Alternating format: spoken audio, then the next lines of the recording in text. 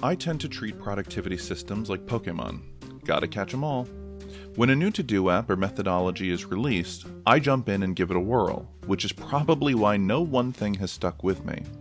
In fact, in a recent episode of my podcast, Homework, my co-host Dave and I discussed putting our systems on autopilot, getting them to a place where they practically run themselves. Unfortunately, I never stay with one system long enough to get to that point. But in the last few weeks, I've been pushing myself to try something new, and not just a new system.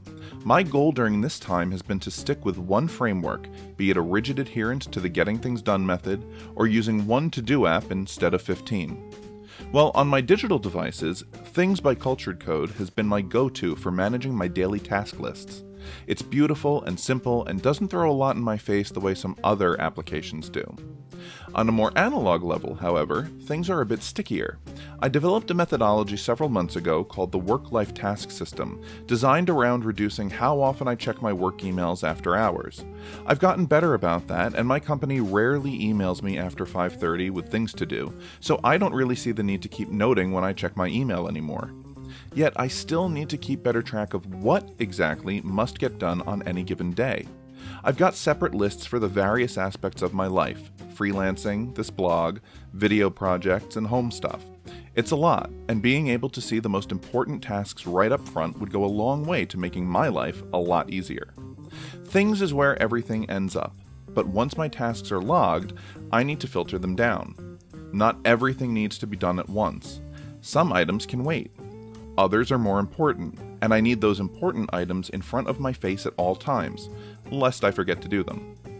To help with this, I've been relying on a set of Strategist index cards from Baron Fig, which are pre-printed cards featuring lines for tasks on one side and an open dot grid on the other. I love them, and I still plan on using them once my other cards run out. Those other cards? They're made by a company called Ugmonk, and they are part of a beautiful productivity system they named, simply, Analog.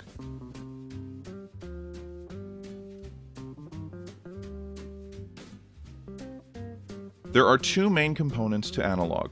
The first is a gorgeous card caddy made of walnut, with a repository at the back for storing either blank or used cards, depending on your preference.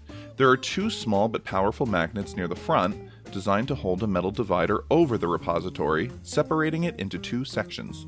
With the divider in place, you can store blank cards in one half of the holder and used cards in the other. I would have loved to see the wooden caddy made just a little taller to accommodate a full stack of blank cards on the bottom, separated by the metal divider on top. With its current limitations, I've placed the blank cards on top and left the bottom open to store my used cards instead. At the front of the holder is a narrow, angled slit where you can stand up the day's active card. This is what makes Analog so valuable for me. An index card by itself can get lost beneath papers on my desk or under my keyboard mat, or it can blow away to the floor and I'll never find it again. By having it front and center underneath my monitor, however, I always know where it is and I can see all my important tasks immediately. The cards themselves are printed on uncoated 100-pound stock, and they measure 3 inches by 5 inches. There are 50 to a pack, divided into 3 categories. Today cards come in white, and they're designed for you to list out your top 10 tasks for the day. On the back is an open dot grid for you to jot notes or draw pictures.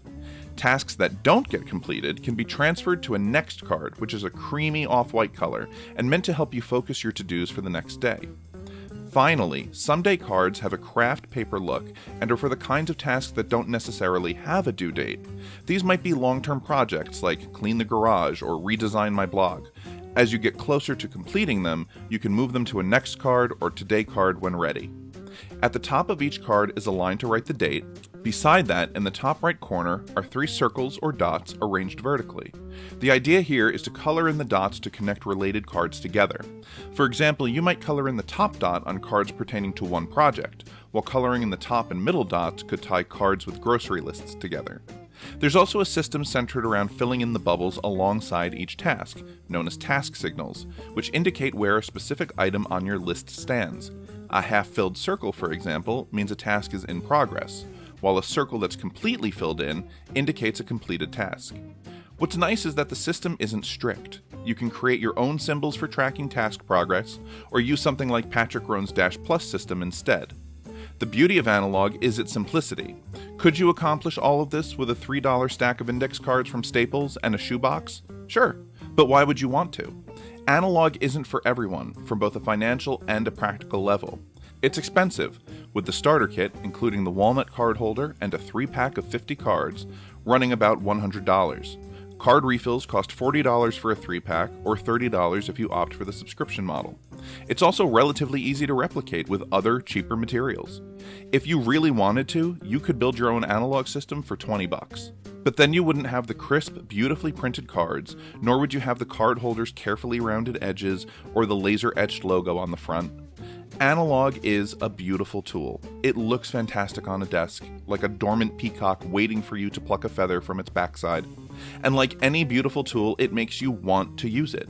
I often find myself coming up with random tasks to do, just so I can scribble them down and color in the bubbles when I'm done. If you have the means, and you're looking for a tangible, aesthetically pleasing way to keep track of your to-dos, give Analog a try.